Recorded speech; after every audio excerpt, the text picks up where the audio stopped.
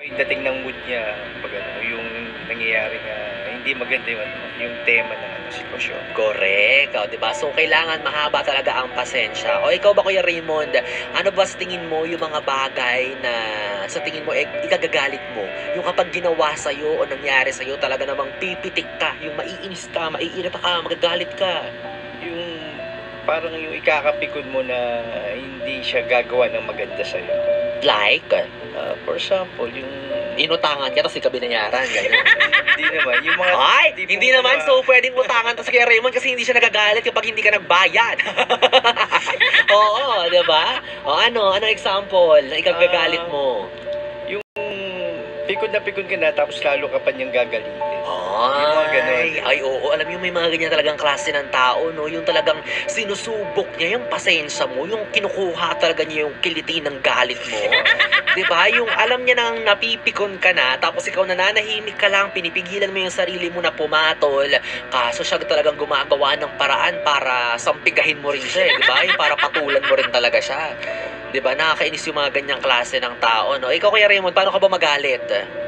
Yun nga, parang nga sinabi ko, independe sa sitwasyon, yung hangga't kailangan iwasan mo talaga eh. Huwag mong pakikitaan ng hindi maganda dahil kasi baka unahan ka niya sa galit niya. Hindi, paano ka ba magalit? Ikaw ba yung puro salita ka lang? Oo, or Puro physical salita ka ba? Depende kasi, di ba? For Nabibigwas ka example, ba? yung di ba expecting na gagawin sa'yo, di ba? Mm. Hangga't maaari, i-control mo yung sarili mo, tapos hanggang salita ka na lang. Ipakita mo yung ano, yung mahabang pasensya mo. Ay, pakita mo ang mahaba mong pasensya. Ilabas mo. Ilabas mo yung mahaba na yan. Ay, ko Kuya Raymond, for sure naka-encounter ka na ng isang tao na galit sa'yo. Yung talagang nagngingit-ngit. Yung nangangati ang anit sa galit.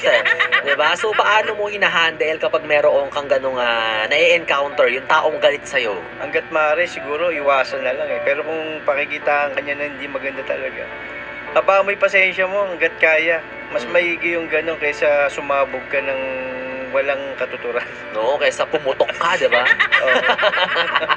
Naku, nakakatakot naman din pag ang mga security guard ay nagpaputok. Oo.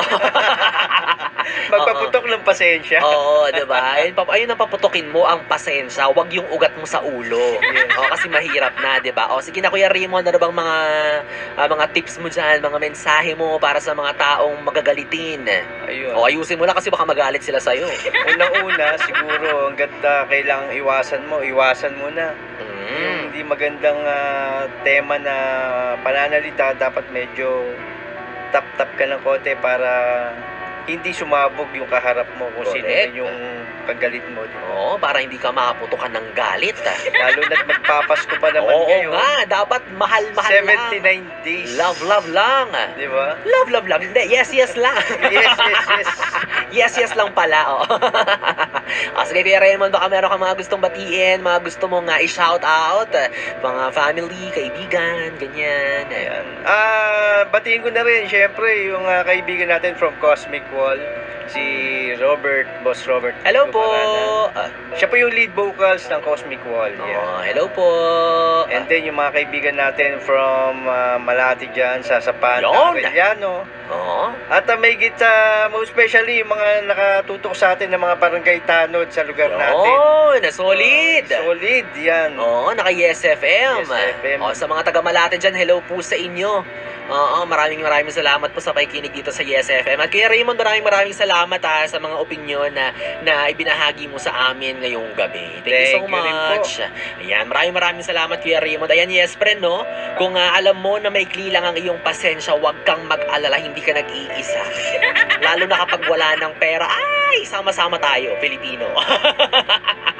Diba? Nakakapi ka talaga minsan pag wala ka ng pera. Minsan, isa yan sa nakakapag-trigger. Ako personally, kapag binulatlat ko yung pitaka ko, tas wala akong nakitang mukha ng taong ulo lang nun sa pera, ay, talaga namang kahit sino talaga binabangga ko.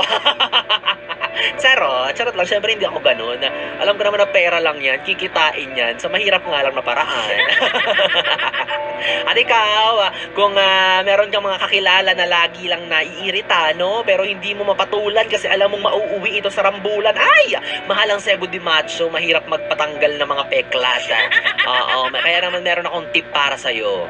Pero 'di ba kung alam mo na talagang sumusobra na siya at gusto mo na siyang patulan, alam mo kung gusto mo makaganti sa taong laging galit sa iyo, ang gawin mo, walang sali-salita, tampalin mo siya.